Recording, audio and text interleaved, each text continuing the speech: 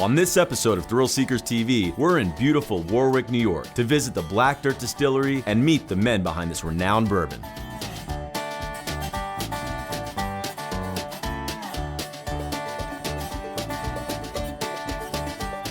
What's up, guys? We're here in beautiful Pine Island, New York at the Black Dirt Distillery. I'm here with Jeremy, who's one of the owners here. I gotta say, this place is super impressive, gorgeous location. How long have you guys been up and running? So we've been distilling since about 2002, but we didn't build this facility until quite recently, 2012. We just started producing in the beginning of 2013 at this facility. Previously, we've been producing in another facility a few miles down the road where we're going to go see in a little bit. How long in general have you been doing this in this industry? So I've been in the industry for about 13 years, since 2002. Wow, so a long time. Pretty long. You and Jason have both been doing it together this whole time? Yeah, his father originally started the winery as a hobby, basically, back in 1994, and him and I have sort of tried to transition that from a hobby into the business we have today. So you guys then are big bourbon fans? You've been drinking it for a while? Big bourbon fans.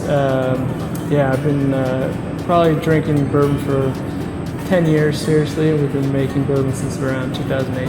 And then what is the significance behind the name Black Dirt Distillery? Where did that come from? So as you drove in, you probably noticed the fields. They're pitch black, and it came actually from glaciers that carved out this valley, and it left these deposits of land, which was basically marshland, which was then farmed, and the way it was farmed was the farmers were able to put in drainage ditches to make it farmable, because otherwise it was just a swamp.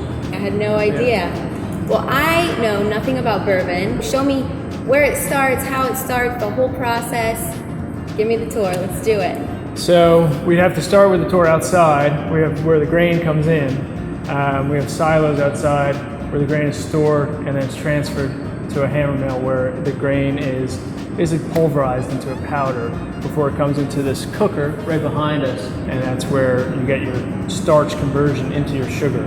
So the grain doesn't just go in as is, you have to break it down and yeah, it gets grind milled. It up. It gets milled basically into like a flour or cornmeal, and then it's cooked here, and that's where your starch is converted into sugar, which you need for fermentation, which you need for alcohol.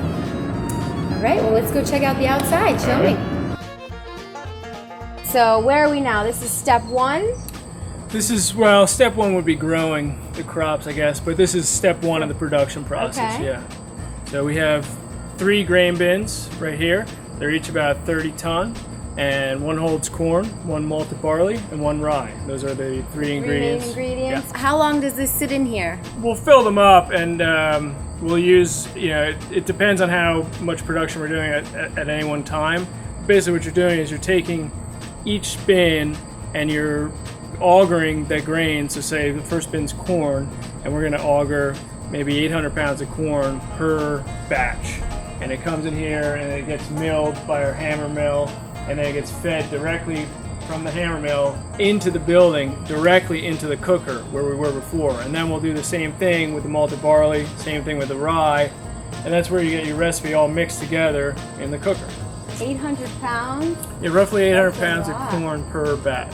All right, so then after this, it goes through this way and then... Right into the cooker where it's literally cooked. That's where you get your starch conversion into sugar. And then it'll go right into the fermenters, which are those other 2 vats right next to the cooker. All right, well, let's go take a look at that. Show me how it all works. 3 days of fermentation. The mash is done. It's ready to be distilled. It's transferred into our beer well. Jason, he's my partner. Master distiller here. Hi, Jason. Nice to meet you. Nice to meet you. We're taking a little tour. Oh, cool. Dirt. So, why don't you tell her about what we have next? So in this tank here, right now, currently, we have already fermented beer, for lack of a better term, or distiller's beer. I can smell it up here. Yeah, it smells really good. So this product is then going to get distilled. And the distillation process is the separation of alcohol from water, basically. So we're going to pump the beer to the top of this column, and then we're going to pump steam in through the bottom. And this column right here is called a beer stripping column. And as the name implies, it strips the alcohol out of the beer. So the steam goes in the bottom, the alcohol comes from the top, and the steam removes the alcohol from the liquid, and that alcohol vapor then goes to the top of the column. So when the alcohol vapor gets to the top, it comes down this left-hand column here and condenses back into liquid. This liquid comes out at about, 120 proof or 60% alcohol, and that gets redistilled in our doubler. So from here, it goes down to the bottom here and gets redistilled or double distilled. So twice distilled. Twice distilled. Wow. And it comes out at 160 proof or 80% alcohol. And that's the whole process. From these, it goes into the barrels. Yep. And then that's pretty much it. Then it's just a waiting game at that point. 3 years of maturation. Wow. Well, let's go take a look at the barrels out there that I saw.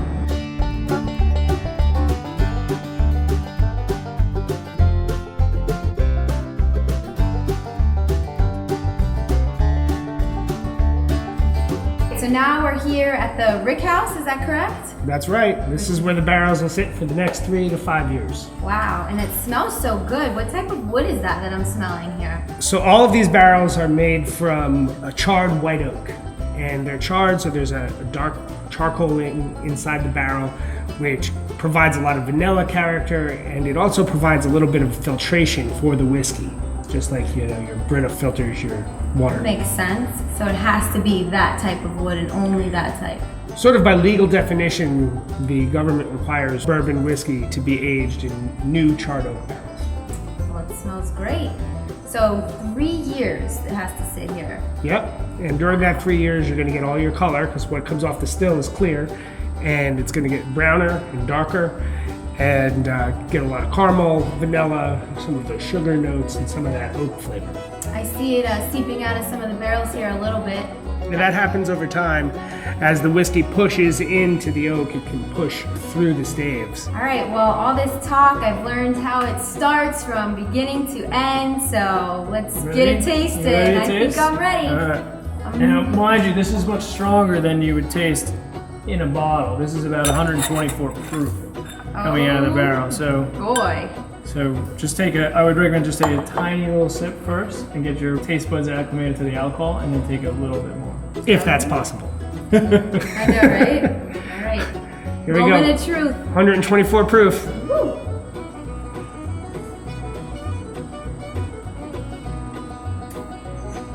Not bad, actually. Not bad for 124 proof. Nice little kick. That'll wake you up in the morning. Actually, it's really smooth, though. Let me try another little sip here. And that's only about a year old, so imagine how smooth it'll be after 3 or 4. Wow. Pretty good.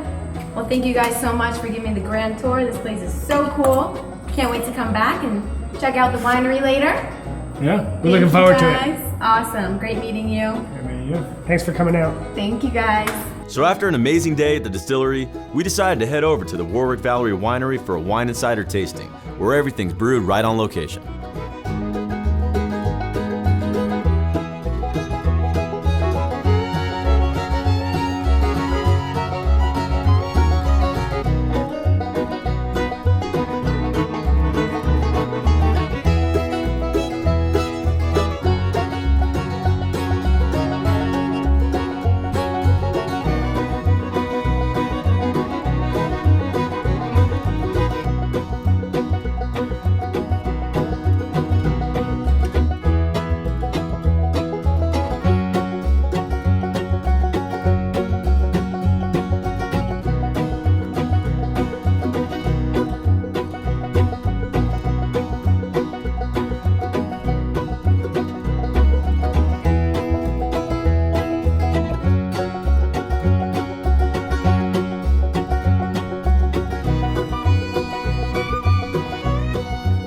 The whole crew here at Thrill Seekers TV would like to send a special thanks to Jeremy and Jason for their hospitality, showing us around their amazing facilities, and of course letting us try all of their delicious homebrewed wine, whiskey, and ciders. If you're ever in New York, you have to make it up here. It's definitely a must-see.